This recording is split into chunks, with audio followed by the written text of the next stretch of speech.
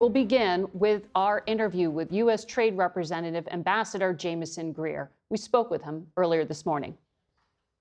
So the president has imposed these tariffs using several different statutes, but the Supreme Court declared that invoking tariffs under the International Emergency Economic Powers Act was illegal because taxation is the authority of the Congress.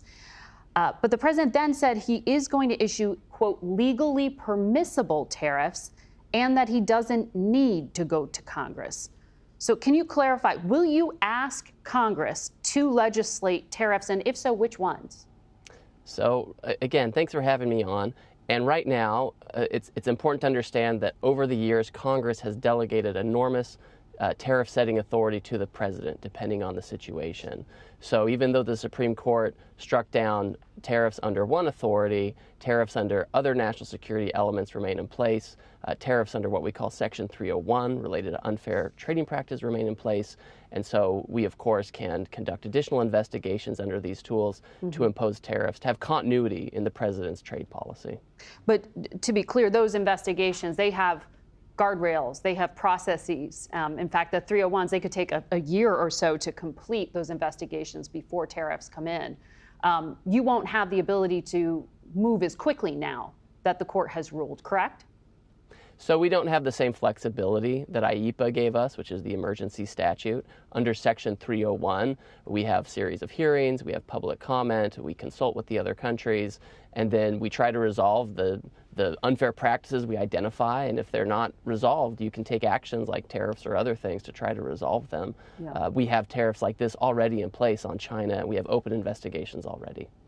But back on the question of congressional authority, there were 6 House Republicans who voted the other week to roll back the tariffs that the U.S. had put on goods from Canada. That is a signal here of apprehension among members of the president's own party. Given the president's low approval ratings on the economy, according to CBS polling, he's at 39% now. Can you go and ask Republican lawmakers, when you are just months out from those midterm races, to take a vote to legislate on tariffs? So this is interesting because, one, I've heard from a lot of Republicans over the past year, ones who traditionally, weren't always in favor of tariffs. They've now come around and they said, one, we've seen this as effective to negotiate deals. 2, we've seen it's effective to reshore, and 3, it's real money coming in. And so I've heard from folks all over the spectrum. And I have to point out, too, we did get one Democrat voting in favor of the tariffs as well. And the Republicans who voted against the president, they vote against him on everything. These are people who are either in the doghouse or on the way out. So it's not really representative of where the party is. Well, one of them had been endorsed by the president, though the president just pulled back that endorsement because he didn't like what he said about tariffs. But to my point, will you ask Congress to actually legislate, or are you just going to avoid going to Congress? Well, first of all, Congress has already put out statutes allowing the president to impose tariffs. And tariffs have been in place under those types of statutes for many years at this point. So in some ways, Congress has already pre-approved these types of authorities. I'm happy to have conversations with Congress about how to legislate the president's trade program. And I've had, conversations like that already, and there is some interest. And so we're happy to talk to them about it, but we're not going to stop our program.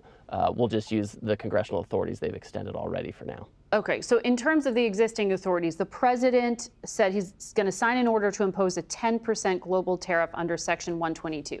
That was Friday. The next morning, he posted on social media he's going to hike it to the maximum of 15%. What changed overnight in your strategy? Well, I think, the strategy didn't change because the problem remains the same. And frankly, as the president and his advisors reviewed this action, this authority allows the president to go up to 15%. And considering the severity of the issue we're dealing with, which is a huge unfairness, huge disparity, huge imbalance between the United States and its trading partners, just the urgency of the situation demands that he use his full authority, which is to impose a but that expires at 5 months. For about 5 months. Yeah, that expires at 5 months. That's right. That's exactly right. What, back to you would so have in the to meantime, then ask we'll Congress. be doing. No, I'm not sure you understand how Section 301 works. We introduce we're talking a about process Section 122. investigation. We're talking about Section 122, you said. Isn't that Yes. what the president's using to hike to 15%? I'm agreeing with you. So That's right. That's right. And during that time, we're going to conduct investigations that can allow us to impose tariffs if it's justified by the investigation. So we expect to have continuity in the president's tariff program. We know that these laws work. They're tried and true. And so we'll have continuity. The policy hasn't changed, just the tools have changed. Okay, so you're saying 122 expires after this period of time, but you expect your investigation to sort of pick up where they left off? Is that what you're saying with continuity? Yeah, that's one way to put it. Yeah. Okay. So in terms of what's happening around the world, you had India reportedly call off a visit by their trade delegation to Washington because they're trying to figure out what just happened. South Korea, the EU bloc, they're both holding emergency meetings to try to figure out what's going on. They have trade deals with the U.S. What's going to happen to those trade deals? Are they in jeopardy? So I spoke with my counterpart from the EU this weekend. I have a call that I'm going to have with others. I spoke to my counterparts in other countries. And so the deals were not premised on whether or not the emergency tariff litigation would rise or fall. They weren't premised on that. So it's totally normal for these countries to talk to each other, have meetings internally to determine this. But rest assured, I've been speaking to these folks as well. And I've been telling them for a year, whether this case, whether we won or lost, we were going to have tariffs. The president's policy was going to continue. That's why they signed these deals, even while the litigation was pending. So we're having active conversations with them. We want them to understand that these deals are going to be good deals. We expect to stand by them. We expect our partners to stand by them. And I haven't heard anyone yet come to me and say the deal's off. They want to see how this plays out. I'm in active conversation with them on it. Okay, so we'll watch that space. The Supreme Court ruling, that vote was 6-3. The president, as you know, you were there, came out publicly, and he railed against some of those justices by name. He said this on Friday. Take a listen. They're very unpatriotic and disloyal to our Constitution. It's my opinion that the court has been swayed by foreign interests and a political movement that is far smaller than people would ever think. That's a pretty huge allegation. What foreign interest has corrupted the court, according to the president? Well, I won't characterize his words too much. He speaks for himself. What I will say Do you know what he's talking about? So many of the interests that were at issue in this case were really about foreign importers or foreign companies that have interests here in the U.S. who are suing the president and suing the administration. It's foreign companies that are benefiting from the tariffs being struck down. This is why when we impose tariffs, foreign countries don't like it, and foreign companies don't like it because they're the ones that don't want to have the tariffs in place. They're the ones that are suing. They're the ones that are trying to get together coalitions and groups to oppose what the president is doing. The president's fighting for American workers. He's trying to impose a trade policy that has a through line through the first Trump administration, Biden and Trump with tariffs, but it's foreign countries and companies that are suing that want these things to go away. They are suing. But the president wasn't talking about them. The president was talking about the Supreme Court justices, who he said are unpatriotic and disloyal and swayed by foreign interests. Do you have any evidence to back up that allegation about the Supreme Court justices who, as you know, face security threats on a daily basis? So when the foreign interests sue, they appear before the courts. They're literally arguing before the courts that they should have a different outcome.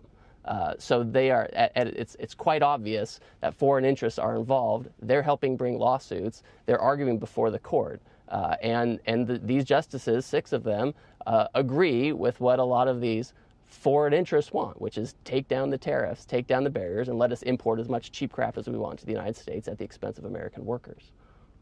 But do you need to clarify or feel compelled in any way to clarify in regard to the allegations against the justices themselves? I'm not speaking for the president.